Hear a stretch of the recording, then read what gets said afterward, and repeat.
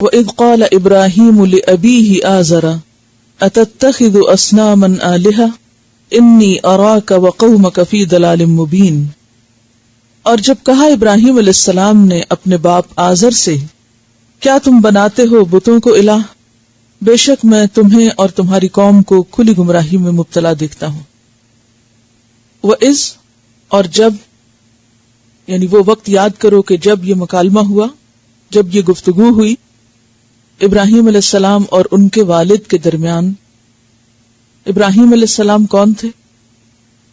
آپ سب جانتے ہیں کہ وہ ابو الانبیاء تھے، خلیل اللہ تھے، ابو العرب تھے، ابو اسماعیل تھے اور ابو اسحاق۔ ابراہیم علیہ السلام نے جب کہا لِأَبِيهِ، اپنے باپ سے، اور باپ کا نام کیا تھا؟ آزر۔ اور کہا جاتا ہے کہ اس کا نام طارح یا طارق تھا، لیکن لقب آزر تھا، یعنی آزر کے نام سے مشہور ہوا تھا۔ اتتخذ، کیا تم بناتے ہو، اور بنانے سے مراد یہاں کیا ہے؟ عبادت کرتے ہو۔ اصنامن، بتوں کی، صنم کی جمع ہے، صنم کی جمع اصنام، یعنی بتوں کو بناتے ہو۔ کیا بناتے ہو؟ الہ بناتے ہو، معبود سمجھتے ہو، ان کی عبادت کرتے ہو۔ آلہتن، الہ، اور آلہہ الہ کی جمع ہے۔ انی، بے شک میں، اراکا، دیکھتا ہوں تمہیں، وقومک، اور تمہاری قوم کو، فی ضلال مبین، کھلی گمراہی میں۔ کس وجہ سے؟ بتوں کو معبود بنانے کی وجہ سے۔ اور دلال کا کیا معنی ہوتا ہے؟ اس رستے سے ہٹ جانا جو منزل تک پہنچانے والا ہو، اس رستے سے ہٹ جانا جو منزل تک لے کے جانے والا ہو۔ تو فی ضلال مبین، یعنی کھلم کھلا بھٹکے ہوئے ہو۔ جس رستے پہ تم اور تمہاری قوم چل رہی ہے، یہ تمہیں صحیح منزل تک پہنچانے والا نہیں ہے، اس پر چل کر تمہیں نقصان ہوگا۔ ابراہیم علیہ السلام 4000 سال پہلے پیدا ہوئے۔ آپ کی ولادت اور میں ہوئی، جو موجودہ ترکی کا شہر اورفا ہے، اور اس شہر کے آثار قدیمہ کی 20ویں صدی کے آغاز میں جب کھدائی کی گئی تو اس میں سے بہت سی تحریریں اور بہت سی ایسی چیزیں نکلی کہ جس سے اس شہر کی ہسٹری یا اس شہر کا جو کلچر ہے اس پر کچھ روشنی پڑتی ہے۔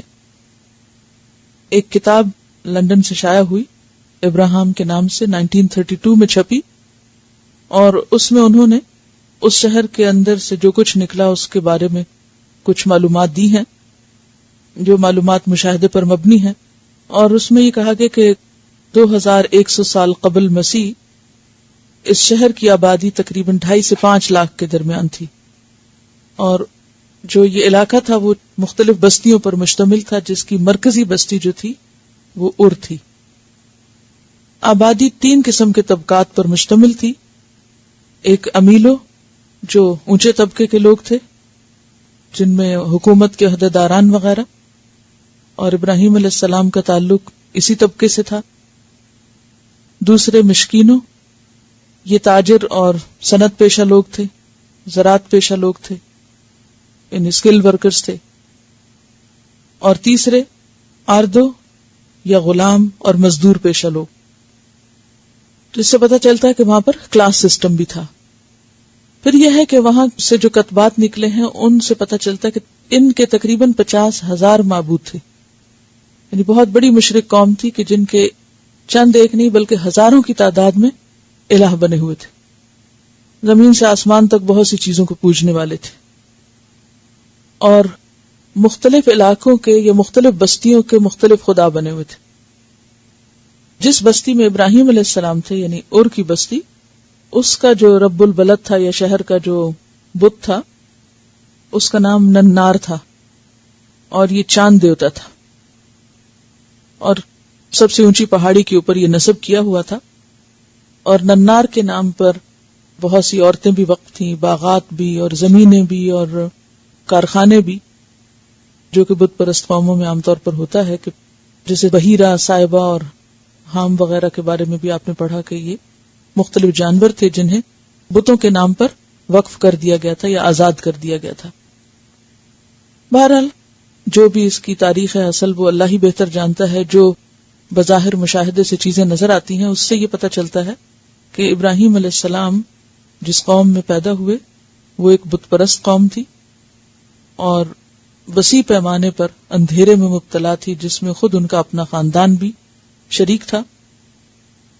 اسی لیے ہم دیکھتے ہیں کہ ابراہیم علیہ السلام سب سے پہلے اپنے والد سے بات کرتے نظر آتے ہیں، اور ہونا بھی یہی چاہیے کہ ابتدا کسی بھی اچھے کام کی گھر سے کی جائے، پہلے اپنی ذات سے اور پھر گھر سے. شرک کے اور اندھیرے کے اس ماحول میں پیدا ہونے کے باوجود ابراہیم علیہ السلام فطرت پر تھے اور اللہ تعالیٰ نے ان کو ایک خاص بصیرت عطا کر رکھی تھی. سورۃ الانبیاء میں اور دیگر سورتوں میں ہم دیکھتے ہیں کہ ابراہیم علیہ السلام کی رشد پر بات ہوتی ہے. اللہ تعالیٰ فرماتے ہیں وَلَقَدْ آتَيْنَا إِبْرَاهِيمَ رُشْدَهُ مِنْ قَبْلُ وَكُنَّا بِهِ عَالِمِينَ کہ ہم نے ابراہیم کو اس سے پہلے ہی رشد یعنی سمجھ بوجھ عطا کر رکھی تھی اور ہم اس کو جانتے تھے کہ اس کے اندر یہ سمجھ بوجھ ہے. ویسے تو اللہ تعالیٰ نے سب کو دے رکھی ہے لیکن بہت سے لوگ اس کو استعمال نہیں کرتے. اور اس سمجھ بوجھ کا اندازہ کس سے ہوتا ہے؟ اذ قال لأبیہ وقومہ، اس بات سے کہ انہوں نے اپنے والد اور اپنی قوم سے کہا. اور اس آیت میں بھی انی اراک وقومک کا لفظ آتا ہے کہ پہلے والد اور اس کے بعد قوم. اور سورۃ الانبیاء کی آیت 51-2 میں بھی والد اور قوم دونوں کا ذکر آتا ہے.